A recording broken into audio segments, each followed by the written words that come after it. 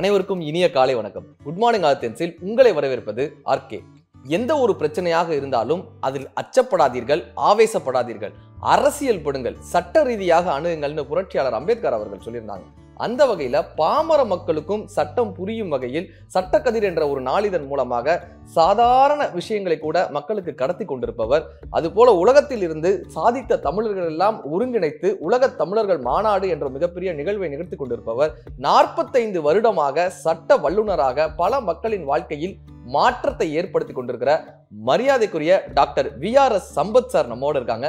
Sir வணக்கம். வணக்கம். வணக்கம். அருமை. சந்திப்பதிலே எனக்கு ரொம்ப மகிழ்ச்சியாக இருக்கிறது. அருமை. அதுவும் நீங்கள் என்னை இந்த ஆதித்யா தொலைக்காட்சிக்கு அழைத்து என்னை பற்றி சொல்வதில் எனக்கு மிகுந்த அக்கறை இல்லை. ஆனால் நான் சொல்ல வேண்டியவர்களை மக்களுக்கு சொல்வதிலே எனக்கு அக்கறை உண்டு.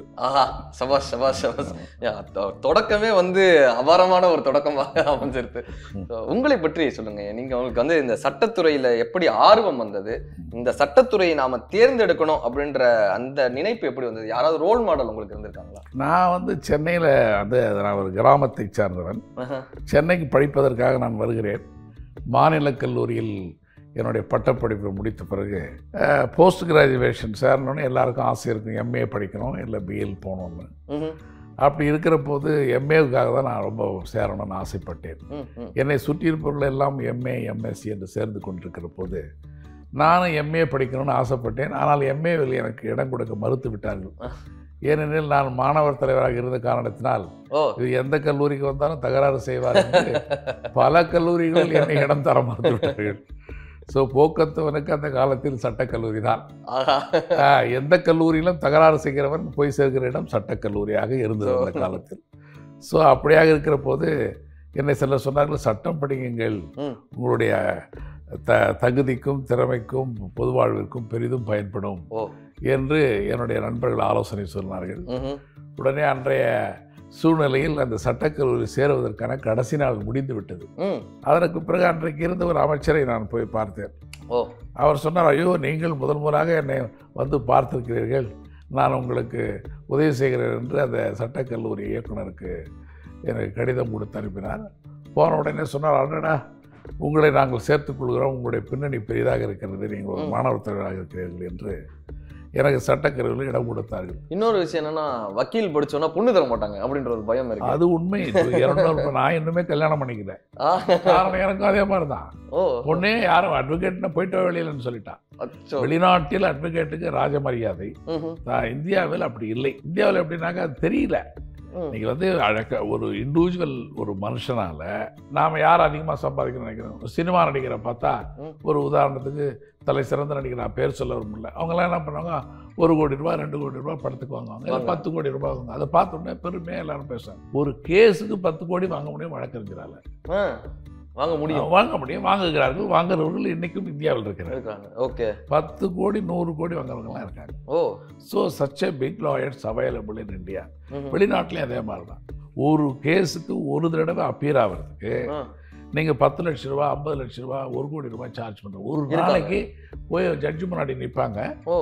ஜட்ஜு திடீர்னு அந்த கேஸ் அர்ஜென்ட்னால அவங்க 1 கோடி கொடுத்துதான் ஆகணும். ஓகே, அந்த மாதிரியாக வழக்கறிஞர் தொழில் உச்சநீதிமன்றத்தில் இருக்கிறது. புரியுதுங்களாங்க? உயர் நீதிமன்றத்தில் அதே மாதிரி. இதில் குறைச்சலாக ஃபீஸ் வாங்குறது இந்தியாவில் எதுனா மெட்ராஸில் தான். பம்பாயிலும் டெல்லியிலும் ஃபீஸ் பல லட்சக்கணக்கான ரூபாய் ஃபீஸாக கொடுக்குறாங்க. ஆமாம். இப்போ பாமர மக்களுக்கு இந்த அடிப்படை அறிவு, அதாவது சட்டத்தை பற்றிய அடிப்படை தெளிதலும் அடிப்படை அறிவும் இருக்குன்னு நினைக்கிறீங்களா சார்? இப்போ என்னன்னா, இந்த டிஸ்ட்ரிக்ட் கோர்ட்னா என்னன்னு எங்களுக்கு தெரியாது, இந்த ஹை கோர்ட்னா எதுக்குன்னு தெரியாது, சுப்ரீம் கோர்ட் எதுக்குன்னு தெரியாது, எந்த கேஸை டிஸ்ட்ரிக்ட் கோர்ட்டு எடுத்துகிட்டு போனோம், என்னென்ன மாதிரியான கேஸ் ஹை கோர்ட்டில் நடக்கும், என்னென்ன மாதிரி கேஸ் சுப்ரீம் கோர்ட்டில் நடக்கும்ன்றது தெரியவே தெரியாது. சரி, சுத்தமாக தெரியாது. இந்த புரிதல், அந்த புரிதல் அவங்களுக்கு வர்றதுக்கான வாய்ப்பு சுத்தமாக இல்லை, தேவையில்லை அவங்களுக்கு.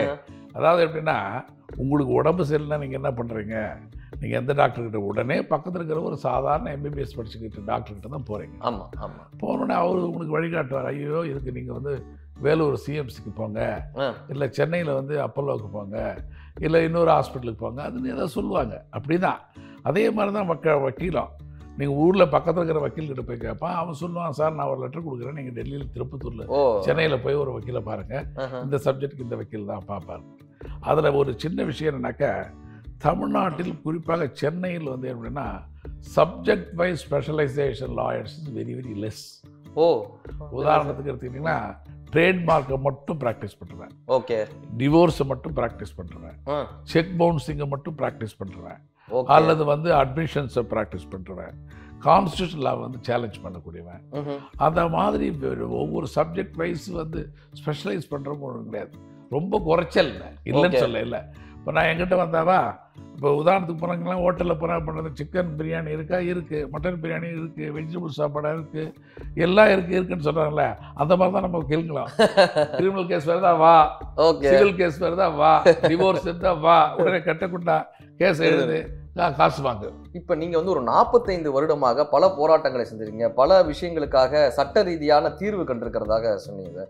இன்னைக்கு இந்த நிஜாப் விஷயங்கள் பற்றி அதிகமாக பேசப்படுது.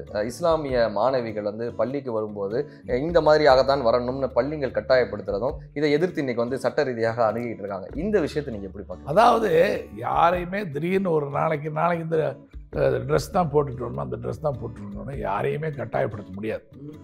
என்னென்னா உங்களை வேலையில் சேர்றீங்க, நீங்கள் சன் டிவிலையோ இல்லை ஏதோ ஒரு நிறுவனத்தில் நீங்கள் வேலையில் சேருகிறதுன்னு வச்சுக்கோங்க.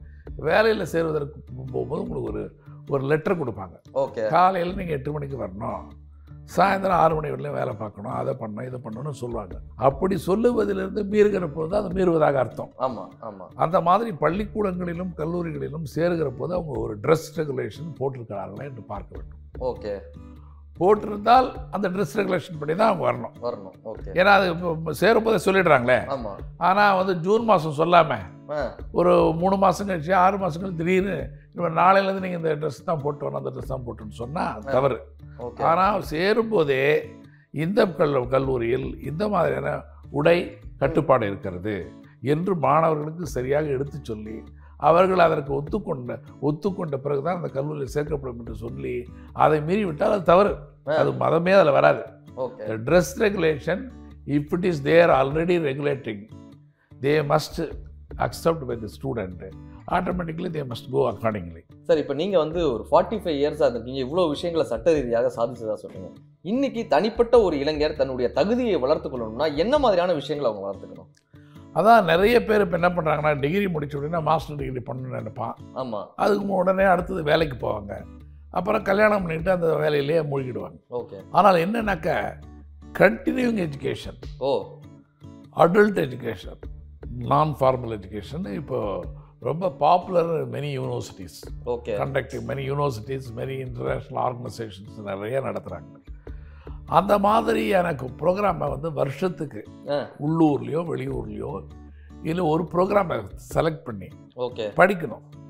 15 நாள் ப்ரோக்ராம், 1 மாதம் ப்ரோக்ராம், 1 வார ப்ரோக்ராம், 2 நாள் ப்ரோக்ராம், இப்படி விதவிதமான நிகழ்ச்சிகள் நடக்கும். உதாரணத்துக்கு நான் இருக்கிறேன், வழக்கறிஞராக இருக்கிறவங்களுக்கு என்னென்னலாம் சப்ஜெக்ட் இருக்குது, கான்ஃப்ளிக்ட் ரெசல்யூஷன் இருக்குது, ஆர்பிட்ரேஷன் இருக்குது, இப்படிலாம் பல சப்ஜெக்ட் இருக்குது.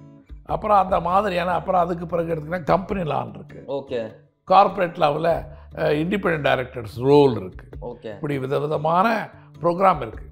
இதை நாங்கள் என்ன பண்ணணுன்னாக்கா அந்த ப்ரோக்ராமை வந்து நீங்கள் வந்து தேர்வு செய்து, உங்களுக்கு பண வசதி இல்லைன்னா சென்னையில் நடக்கிற ப்ரோக்ராமுக்கு போகலாம், கொஞ்சம் வசதி இருந்தால் இன்டர்நேஷ்னல் ப்ரோக்ராமுக்கு போகலாம். நான் பர்டிகுலராக என்னென்னா வருஷம் ஒரு ப்ரோக்ராமுக்கு போயிடுது கலந்து. ஒரு முக்கியமான ஆள் வந்து சாதாரண ஆள் தான், அவர் சும்மா ஒரு ப்ரோக்ராம் போய் அமெரிக்காவில் பண்ணிட்டு வந்தார். அவருக்கு மலேசியாவில் பெரிய பதவி கிடச்சிது.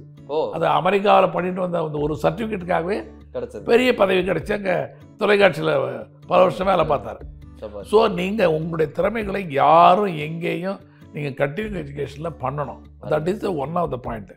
ரெண்டாவது, அவுட் டு ப்ரெசென்ட். நிறைய பேருக்கு தன்னோட பயோடேட்டாவை கரிக்குலம் விட்டேவை தயார் பண்ணவே தெரியாது. How to prepare. உதாரணத்துக்கு நீங்கள் என்ன பண்ணுறீங்க, காலையில் வந்து ஆங்கர்னா ஆங்கருக்கான ட்ரெஸ் போடுறீங்க, மத்தியானம் உங்கள் வீட்டுக்கு போய் உங்கள் வீட்டில் பெற்றோர்களோட சேர்ந்து ஒரு இடத்துல போய் சாப்பிட்னா அதுக்கு தகுந்த மாதிரி ட்ரெஸ் பண்ணுறீங்க. எப்படி உங்களை காட்டிக்கொள்வதற்கு விதவிதமான உடைகளை நினைக்கிறீர்களோ அதே மாதிரி உங்கள் பயோடேட்டாவை அதுக்கு மாதிரி டில்ட் பண்ணணும். என்ன வேலைக்கு போகிறீங்களோ அதை முன்னிலைப்படுத்தி அந்த கரிக்குலம் விட்டவை நீங்கள் தயார் செய்ய வேண்டும். அப்படி நீங்கள் தயார் செய்யவில்லை என்றால் நீங்கள் அதில் தோற்று போய் விடுவீர்கள். நீங்கள் வேலைக்கு போகிற போது எந்த வேலைக்கு போடுகிறீர்களோ அந்த வேலைக்குரிய தகுதிகளை நீங்கள் ஒரே மாதிரி டிட்டோவாக பிரிண்ட் பண்ணி அனுப்பக்கூடாது. You have to prepare every job ஒவ்வொரு ஜாபுக்கும் விதவிதமான உங்களுடைய முகத்தையே உங்கள் பயோடேட்டாவை தயார் செய்து நீங்கள் அனுப்ப வேண்டும். அப்பொழுதுதான் நீங்கள் வெற்றி பெற வேண்டும். அதை ஒவ்வொரு இளைஞர்களும் இந்த காலத்தில் கற்றுக்கொள்ள வேண்டிய ஒன்று. இன்றைக்கு அதாவது நேற்று என்னை பார்த்த ஒரு கல்லூரி பேராசிரியர் ஒரு வேலை வேண்டும் என்று என்னை வந்து பார்த்தார். அவரிடம் நான் சொன்ன முதல் வேலை, உங்கள் பயோடேட்டா உங்கள் சரியாக இல்லை, அதை சரி செய்யுங்கள் என்று சொன்னேன். அந்த மாதிரியாக இன்றைக்கு இளைஞர்கள் தயாராக வேண்டும். இளைஞர்கள் இல்லை, ஒவ்வொருவரும் தயாராக வேண்டும். இதுதான் என்னுடைய கடைசி செய்தி. நன்றி, வணக்கம். உண்மையிலே சொல்லணும்னா சார், இந்த நேர்காணல் வந்து ரொம்ப ஒரு இன்ஃபர்மேட்டிவான ஒரு நேர்காணலாகவே அமைஞ்சது. இதை பார்க்குற அத்தனை பேருக்குமே சட்டத்தில் இருக்கக்கூடிய அந்த சின்ன சின்ன விஷயங்கள் வந்து கண்டிப்பான முறையில் புரிஞ்சிருக்கும். நிறைய மாணவர்களுக்கு வந்து இந்த நிகழ்வு வந்து ரொம்ப பயனுள்ள நிகழ்வாகவே அமைஞ்சிருக்கும். நீங்கள் வந்தமைக்கும் நிறைய தகவல்களை உங்களுடைய அனுபவங்களை பகிர்ந்தமைக்கும் ஆதித்யா தொலைக்காட்சியின் சார்பாக மனமார்ந்த நன்றி சார். நானும் உங்கள் அனைவருக்கும் என்னுடைய நன்றியும் வணக்கத்தை தெரிவித்துக் கொள்கிறேன்.